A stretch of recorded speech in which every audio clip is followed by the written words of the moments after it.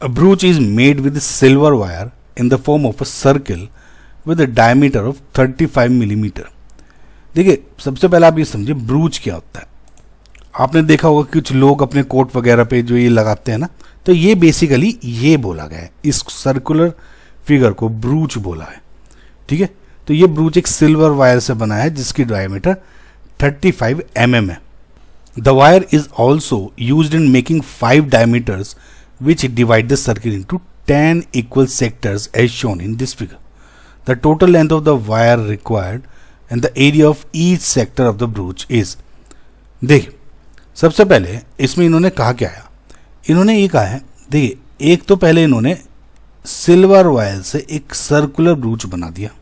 ठीक है, और सर्कुलर वायर से ही इन्होंने क्या किया, इसको 5 डायमीटर से डिवाइड कर दिया. यानी अगर आप इसको देखोगे 1, ठीक है, 2, फिर ये तीसरी लाइन, फिर ये चौथी लाइन और ये 5वीं लाइन, और इस तरह से डिवाइड किया. ये जितने भी सेक्टर्स हैं ये सारे ये इक्वल एरिया में डिवाइड हो. जैसे इसमें तो अगर इसको कैलकुलेट करें 1, इसको यहाँ से, तो ये पहला डायमीटर, ठीक है, दूसरा, तीसरा, 4th एंड 5th, छठे में देखोगे तो यही सेम है. तो इस तरह से कर दिया. तो यानी इन्होंने ये इक्वल सेगमेंट्स में डिवाइड किया है, समझ ना, क्योंकि इन्होंने कहा है 10 इक्वल सेक्टर. सो ये सबके सब सेक्टर कितने बन गए, 1 2 3 4 5 6 7 8 9 एंड 10. तो 10 इक्वल सेक्टर्स बन गए. तो और जो डायमीटर है, ये डायमीटर क्या दी है, यानी इस बार इन्होंने रेडियस के बजाय डायमीटर दे दी, which is d is equal to 35 mm. और डायमीटर अगर दी हुई हो तो रेडियस कैसे निकालते हो, d/2, यानी डायमीटर का डिवाइड बाई 2, यानी 35 डिवाइड बाई 2 mm हो जाएगा. ओके, अब पहले total length of silver wire required ये पूछा गया.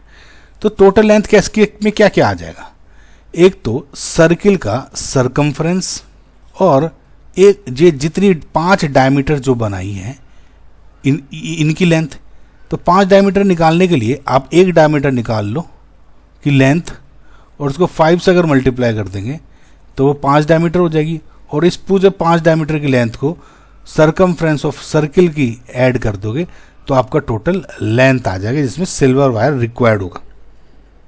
अब क्योंकि इसमें पाई की वैल्यू नहीं दी हुई है तो वी विल एज्यूम कि पाई इज इक्वल टू 22.7, क्योंकि एनसीईआरटी में स्टार्टिंग में ही लिखा हुआ था उसमें चैप्टर के. सो सबसे पहले आप इस सर्कुलर पार्ट को निकालते हैं. तो सर्कुलर पार्ट यानी सरकमफ्रेंस क्या हो जाएगा, 2 पाई इंटू आर. तो 2 into 22 divide by 7 into radius क्या होगा 35 डिवाइड बाई 2. ये सब आपका हो जाएगा mm में. एंड जो सरकमफ्रेंस हो जाएगी इट विल बी 110 mm. इसको कैलकुलेट करने के बाद ठीक है, सर्कुलर का मोशन, ये वाला जो सर्कल पार्ट है इसका तो आ गया मुझे लेंथ 110 mm. लेकिन मुझे अभी भी इस डायमीटर का निकालना था. देखिए डायमीटर इन्होंने ऑलरेडी दी हुई है यानी 35 mm, करेक्ट. तो इस डायमीटर को, यानी ये जो लेंथ है ये सेंटर से हो रही है, तो ये क्या है, डायमीटर ही तो है. तो इस 35 को मैं अगर 5 बार ड्रॉ करूँ यानी 5 टाइम्स कर दूं multiply, it will be 175 mm. यानी जो ये 1 लेंथ इंटू 5 हो जाएगा, इस बार ये क्या हो जाएगा 175 mm.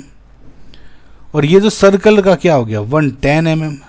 तो पूरा जो सिल्वर वायर कितना आ जाएगा, पूरा जो सिल्वर यूज्ड हुआ 175 into 110, correct, and it will be 285 millimetres, जो कि आपका इसका आंसर आ गया 285 mm. समझ में आया बच्चों. अब पूछा है the area of each sector of the ब्रूच. Each यानी सब इक्वल है. ओके, यानी जो पूरा सर्कल का एरिया है वो 10 इक्वल पार्ट्स में डिवाइड किया है. तो एक सेक्टर का अगर एरिया आपको निकालना है तो अगर पूरे सेक्टर एरिया को 10 से डिवाइड कर देंगे तो आंसर आ जाएगा.